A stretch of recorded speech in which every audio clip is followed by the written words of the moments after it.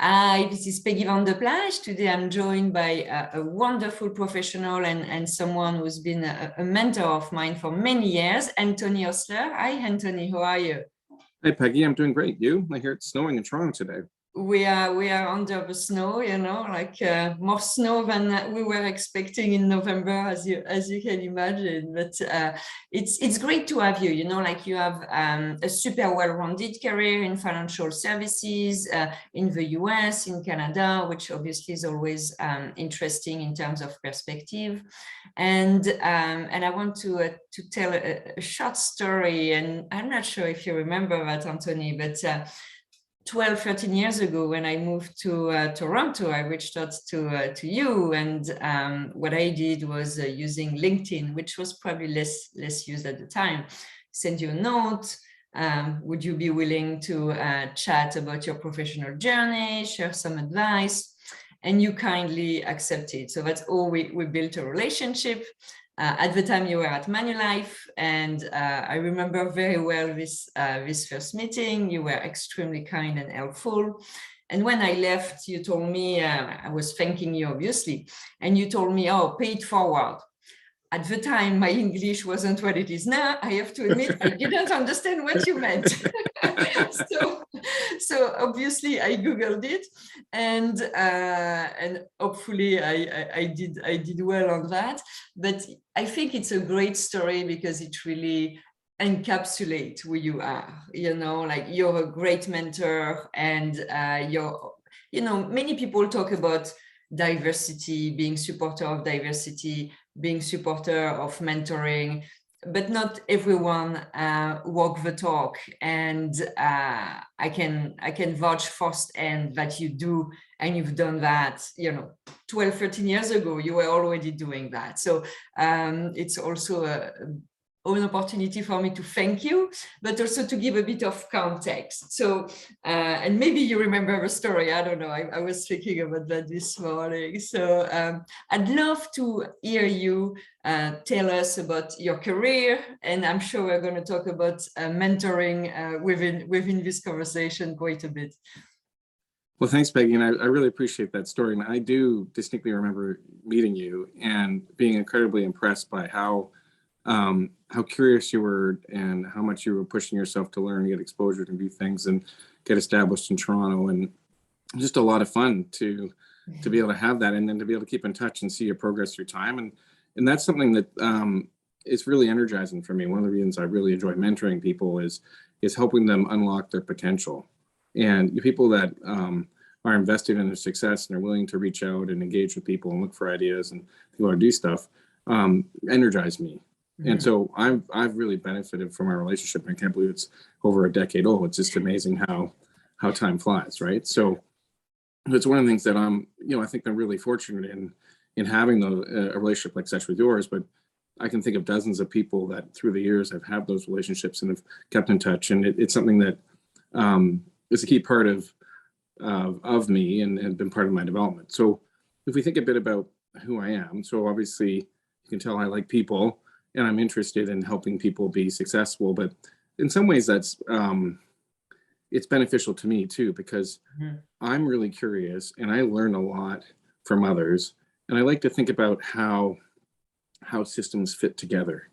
And so the more people I meet and engage with that are doing different things, the more context I have and the more the ability I'm able to connect the dots of how things fit together, and the more fun I have, because it's fun to see and check in with people and have relationships with time and help them do stuff. And the reality is getting yet another thing completed or out the door is obviously important for all our work, but the ability to engage with people and be it whatever, help them fix an issue with a process or help them advance their careers or have fun while doing the work and not just about getting the work done, is key to how I'm energized. And so where does that come from?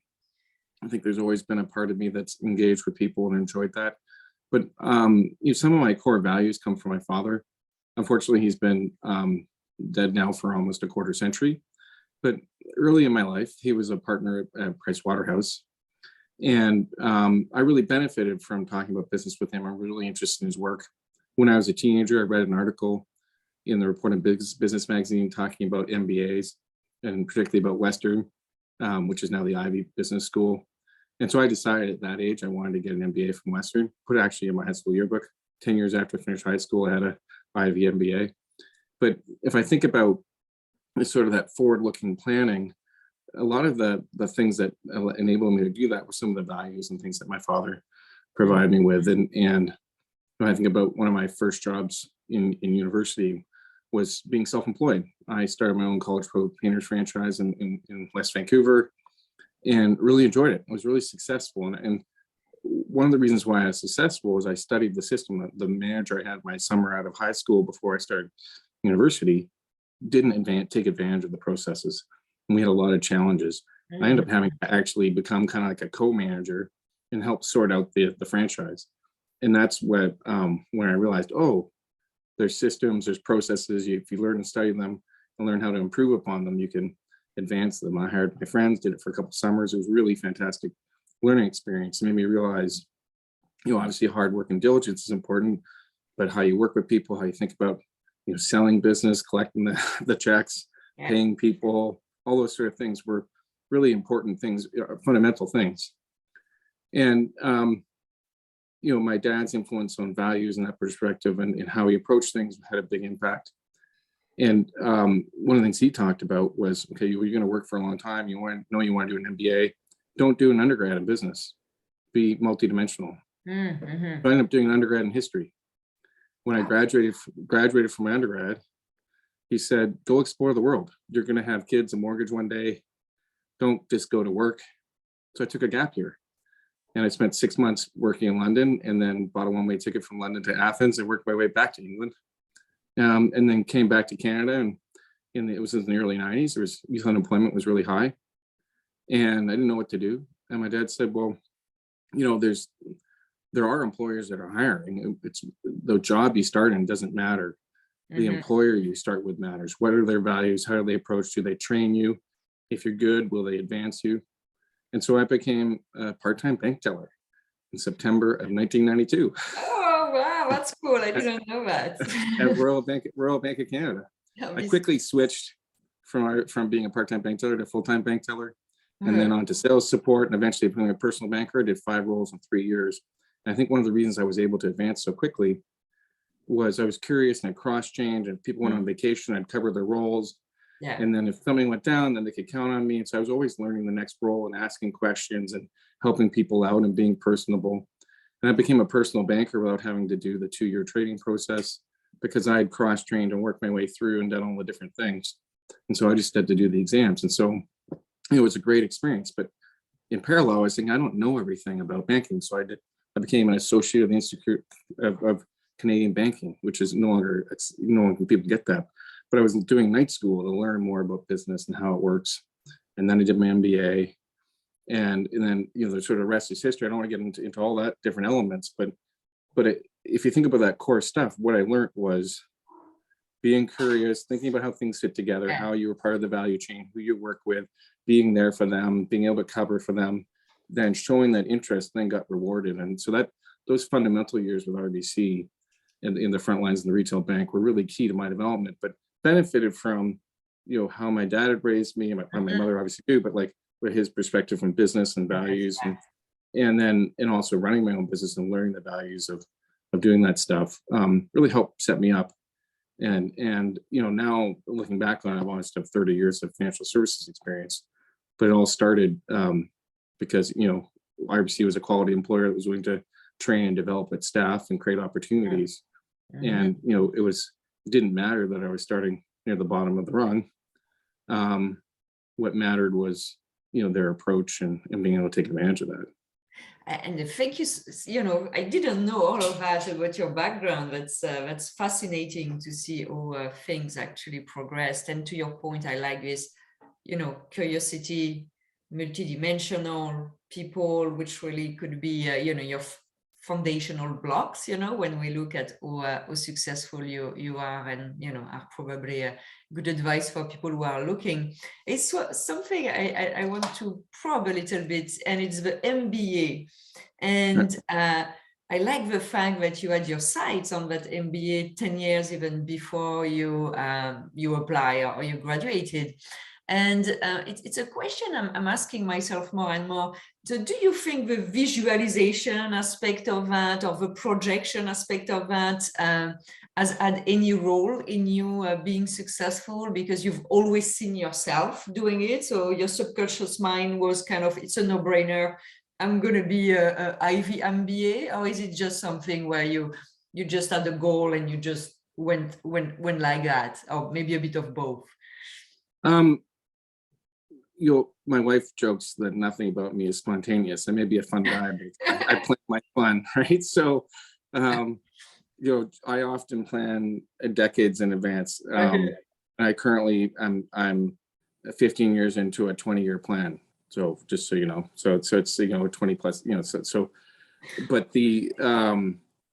but the visualization is important, and it's one of the things as a mentor I've really worked hard with people, is to think like it's important to state those audacious goals, make them clear to people, and have them there for you. It doesn't have to be super specific. And Ivy MBA was very specific. I'm thankful that I got to achieve that objective, and I've paid back significantly to Ivy as part of that process. I'm a former chair of the Ivy Alumni Association, because Ivy just unlocked so much for me, and so I've given back significantly to the school, and that's been I'm incredibly grateful to have had that experience. But what I found with people is, you don't necessarily, you don't necessarily title say I want to be CEO of a company one day or that kind of stuff, but it's important to have some criteria list of and visualization of what is it you want. In general, maybe in 10 years time, someone wants to be at a certain level of responsibility, or running a business, or running their own business, or whatever it is. And then it's a matter of actually making it clear to people. At least it doesn't have to be everyone, but if you have some key supporters that know what your goals are, there's a mental element that occurs, which is they're going to check in with you. Well, how are you doing? Are you raising the funds to start your business? What are you doing? That kind of stuff. So there's that check-in, but they're also going to be there to help you when you're having a challenge. They may have ideas or that kind of stuff, but it helps you with your own journey, because you're no longer on your own. Even you're doing the most of the work. Yeah. There are people checking in, and it helps you with your own accountability, because you're not always going to have the success you want. Like when I came back from my gap year, I wasn't expecting massive unemployment, but I got a gap in my resume, and I've got a history degree, and there's no jobs out there. Yeah. At that point, I was not sure I'd be able to get to do my MBA. Yeah. Right. And that's one of the reasons why I did the AICB, which was to work on learning more about business, because I wasn't sure where I'd started I would be able to get into Ivy, but I was able to get in because I'd done the College Pro. I had a different profile. Most of the people I studied with, like the majority of my classmates, were engineers or commerce grads. But they want diversity in profile. One of the reasons Ivy is so successful is there's room for people like my background, right? And it's about bringing different perspectives together and helping people think about problem solving and that kind of stuff. Anyway, so if one question you may have is, well, what's the long-term goal I'm working on now? And so about 15 years ago, not 17 years ago, sorry. So I guess it's like more like a 25-year projected, but I helped take Canaccord public before they owned Genuity. And it was a really great experience. But what I loved about it, I worked at RBC twice in my career, pre-MBA and post-MBA, after a couple of years of consulting. And Canaccord, I think, really valued my experience at working at a large company, but also having a bit of an entrepreneurial background. And they were a former partnership, and they're going public, and then you need someone to help professionalize the business. And so with that, I was able to build a number of functions for them. So this was the first time in my career, but it's happened for all of my employers. I've now done 7 roles, so more than half my jobs in my career, where I've done roles that didn't exist at the employer. And so the first was building the investor relations function for Canaccord and helping them set up the corporate governance and the disclosure controls and all the different things. And as part of that, I got to report into the board on a quarterly basis. And the great thing about the board was some really interesting, experienced individuals, and we would have a dinner with them every board meeting. So I got to know them as individuals in their careers and found them really interesting to talk to them and learn about what they'd done. You know, one of the board members when we first went to the company public was Jimmy Pattison, who's famous to people in Western Canada. Really great, interesting mind. And his focus on strategy at board meetings, he'd be like, "Why are we talking about this paragraph of this whatever?" You're like, "We need to talk strategy. We need to be thinking about what are we going to do next? Like, how we, now that we have the capital funds in the Republic, what's the next stage for us?" So it was really quite interesting getting different perspectives. Or Peter Brown, who's one of the key drivers of Canaccord in its history. How he would be always continuing thinking about developing a talent and thinking about the pipeline of talent, not just deals, and how to grow and evolve the management team and make sure that succession was strong. So it was really, all these different things they were doing. But what I loved about it was when I got a chance to talk to them, well, how did you become a board member? A lot of them was like, well, I have diverse experience. I've done this, I've done that. And so started to realize, okay, well, there's a skills matrix that's required to be a good board member.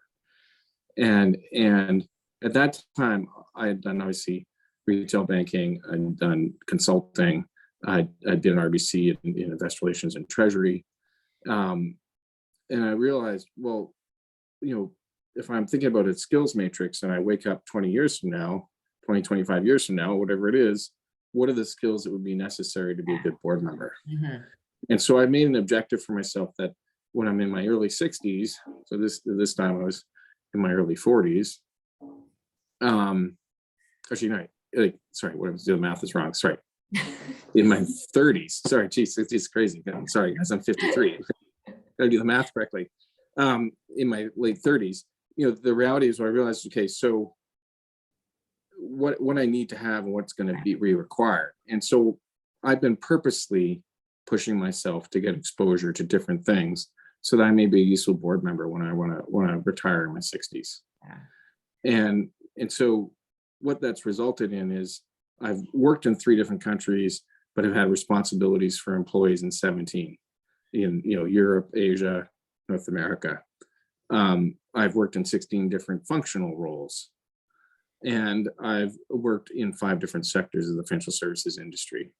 I'm currently, one reason my comments about snow at the start of this conversation was I'm in Wellesley, Massachusetts, near Boston currently. I'm looking forward to coming back to Canada at some point in 2022. But the reality is 7+ years of experience in the US and has been a really interesting opportunity for me. And it's one of the reasons I didn't turn down the opportunity when the CFO that I'd worked for at Manulife became the CFO of State Street and recruited me down. It was just a great opportunity to get that geographic experience that would be relevant for one day when I'm a board member. And so there's been this long-term development about that. What I really enjoy, with this example is 2 things. The first is having a plan, and I see that it's funny you took the board member example. I was chatting with a girlfriend this weekend, and obviously everyone is thinking about when they're gonna get on boards. I have more and more people telling me, well, I want to get on boards, and they've never thought about, okay, what should be that skill matrix? Maybe I should start being on boards for charity before thinking I'm going to be on the board of a large public company. All these steps you need to put together. So I think that's a great advice to, it's nice to know what you want, but what are the requirements, that you need to build. So that's I think is very, very interesting. But the second is you mentioned multidimensional, and I think it's extremely important. It's probably, again, I'm European, so we tend to look at things a bit more top down. When I came to North America, I was surprised by how expert people were in a field. In a swim lane, yeah. Yeah, and I think you need both. You need obviously the expertise bottom up, but you also need this strategic perspective and this global approach, and I think that's something that sometimes is not conveyed enough. That's great, you're an expert in finance, in engineering or whatever, but you need way more than that if you really want to be successful and have an exciting and interesting career. So thank you for sharing that. That's a good example. I have a last question for you. You mentioned many things that you've done that have been, I would say, instrumental in your career, whether it was your MBA, whether, you know, these different plans you're having. I'd love if you could expand a little bit on mentoring. Yeah, You mentioned definitely. we started with that. The benefits you got yourself being a mentee, and I think your dad was probably your first mentor, which I think Yep. is absolutely wonderful. But also, you know, you were a mentor. I mentioned a relationship. What did you get from that? Because very often I think people focus on being mentored and all they can get, but not Right. the pay forward that you mentioned when we met 12, 13 years ago. So I know it's an expertise of you, so I'd love to hear a bit more about that. So a key mentor other than my dad was Peter Curry, who was the CFO of RBC when I was in my second round with RBC, because I met him through my role in investor relations. And we ended up working really closely together. There was the tech bubble occurred and then burst while I was working in the finance area of RBC. And Peter and I used to meet and talk about different things. And we ended up creating the Graduate Leadership Development Program at RBC. I actually named it. And it still exists, you know, a couple of decades later. And we created it with the thought that it was an opportunity to recruit people in that weren't going to be going to investment banks or consulting firms because there was such a downturn in revenue for those industries, but also to help pull people into the firm and graft them in at another stage, so post MBA. And so we worked closely with HR, but Peter and I went to all the business schools to recruit. I looked at every application for the first year, working closely with HR, and then did all the screening interviews, then helped set up the mentoring program. And that first class I was actively involved, and then follow-on classes I was involved in doing recruiting at Ivy and helping doing interviewing and such. But what was really neat about it was what I realized was the value of the mentoring process and helping people get mentors. You know, like Peter had been a mentor of mine. I had a mentor at A.T. Kearney when I was doing strategy consulting. And I realized, okay, this is a key part of people's development. Even though I was only 2 or 3 years out of business school, I was all of a sudden, I wasn't a formal mentor, but involved in impacting people's careers and mentoring and then giving them support and that kind of stuff. And what I realized, and I guess Peter had realized this about me, was I actually really enjoyed recruiting and developing people and that kind of stuff. He could see my potential in it, and he helped me design and implement the program. And I got so much energy out of that. Yeah. That's kind of where I started to unlock. So it's been since my second tour duty at RBC that I really picked that up. I had done some mentoring and stuff earlier in my career, but not as much. And what was fun was to see people do the rotations and what permanent jobs they got and that kind of stuff, and then tracking them through time. And then whatever organization I went to, I was, okay, well, how can I get involved with their development programs, and how can I help recruit people, and how can I do stuff? And it just sort of, it became something that I wanted to do to get energy out of. And through that, I've developed my own sort of frameworks and thoughts about how to progress one's career. And it's been partly driven by that mindset of I want to do board work one day. So, you know, skills matrix with skills and experience, right? And so, you know, I've spent a lot of time thinking about what are the different elements and helping people think about, well, you don't need to get all your experience at work. So I've done a lot of volunteer work. Like we talked about, chair of the Ivy Alumni Association.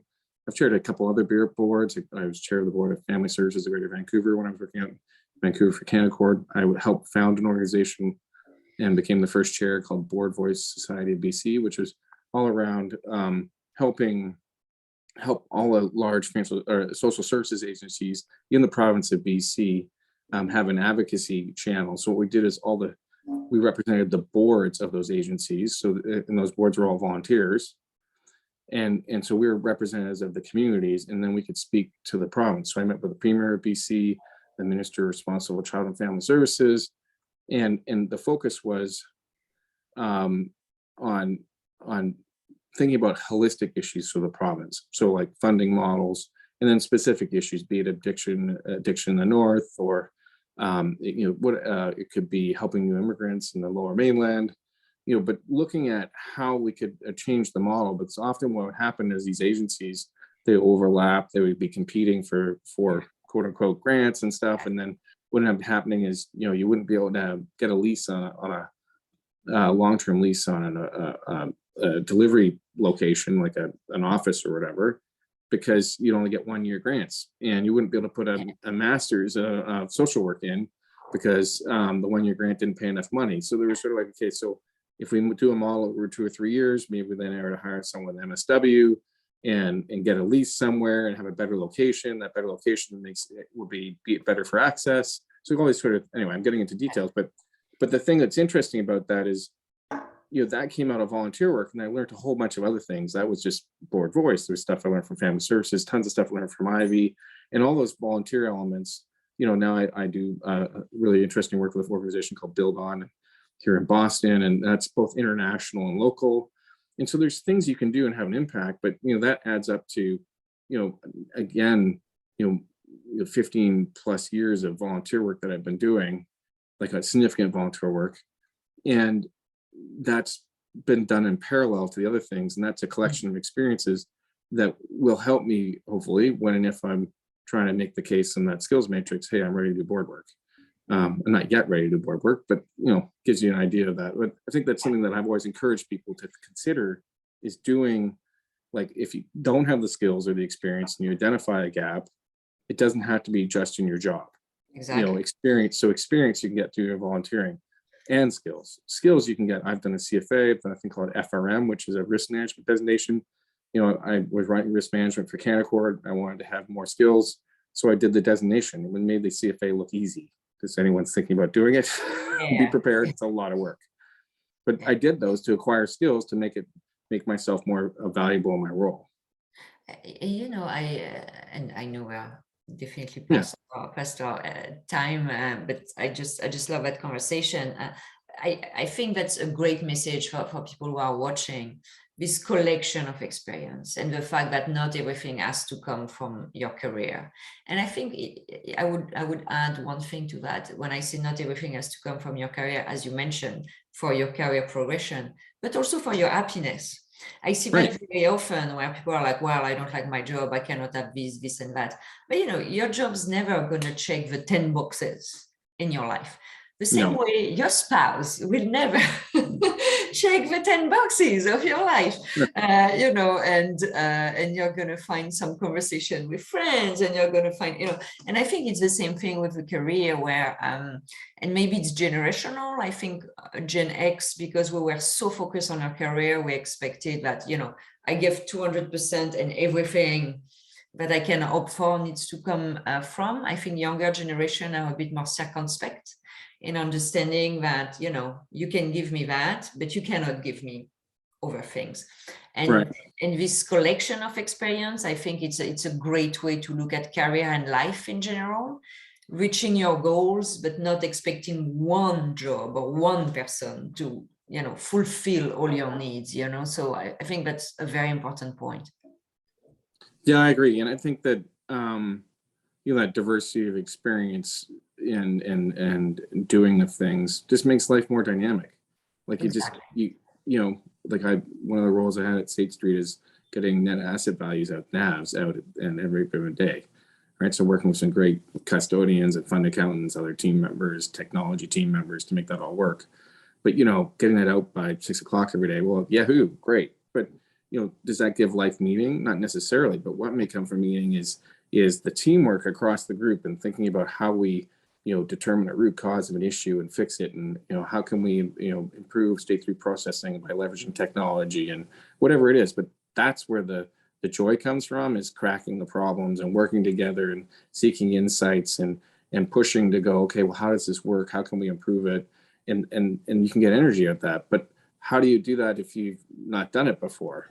You have to be curious and engaging and bring different things together. And that, those are the elements that bring meaning. It's who you work with, it's what you're doing, it's what you're impacting the community, what you do with your family. They all fit together. And if one of those legs of the stool isn't working, the stool is going to fall over.